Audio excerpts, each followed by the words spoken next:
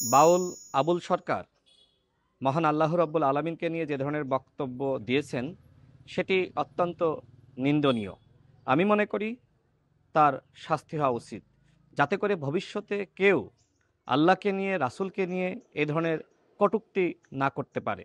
অনেকে দেখলাম এই বাউলের মুক্তির দাবিতে আন্দোলন করছে। আমার কাছে মনে হয় যে তারা হয়তো এই বাউলের যে ফাউল বক্তব্য সেটি শোনে নাই। দেখেন, আমরা বাংলাদেশের মানুষ, আমরা অত্যন্ত অসাম্প্রদায়িক। আমরা মনে করি এদেশে যারা হিন্দু রয়েছে তারা স্বাধীনভাবে তাদের ধর্ম পালন করবে, যারা মুসলমান রয়েছে তারা স্বাধীনভাবে তাদের ধর্ম পালন করবে। কেউ কারোর ধর্ম নিয়ে কটূক্তি করতে পারবে না।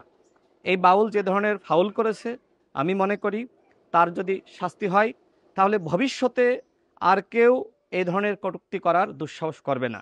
দেখেন, আমি মুসলমান, আমি মনে করি এই বক্তব্যের মাধ্যমে বাউল আবুল সরকার যে ধরনের ফাউল করেছে তার কঠোর শাস্তি হওয়া উচিত, যাতে করে ভবিষ্যতে আর কেউ এ ধরনের বক্তব্য প্রদান করার দুঃসাহস না করে। আমি মুসলমান, আমার কাছে সবার আগে ধর্ম আগে।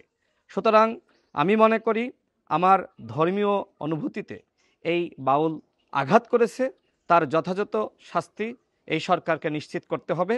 এবং একই সাথে যারা আন্দোলন করছে, আমি তাদের কাছে অনুরোধ রাখতে চাই, আপনারা আগে তার বক্তব্য শোনেন, এরপরে আপনারা আন্দোলন করেন।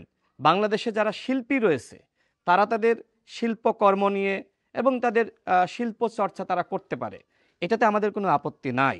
আমরা মনে করি বাংলাদেশের মানুষের সেই ধরনের স্বাধীনতা রয়েছে, যারা শিল্পী তারা তাদের কার্যক্রম পরিচালনা করবে। কিন্তু এর মানে এই নয় যে আপনি ধর্মকে নিয়ে আপনি কটূক্তি করবেন। হ্যাঁ, আপনি ধর্মকে নিয়ে মন্তব্য করতে পারেন, কিন্তু সেইটা যাতে আসলে ধর্মের সাথে সাংঘর্ষিক না হয় এবং ওই ধর্মের মানুষের ধর্মীয় অনুভূতিতে আঘাত না আনে। এই বিষয়গুলো আমাদের অবশ্যই লক্ষ্য রাখতে হবে।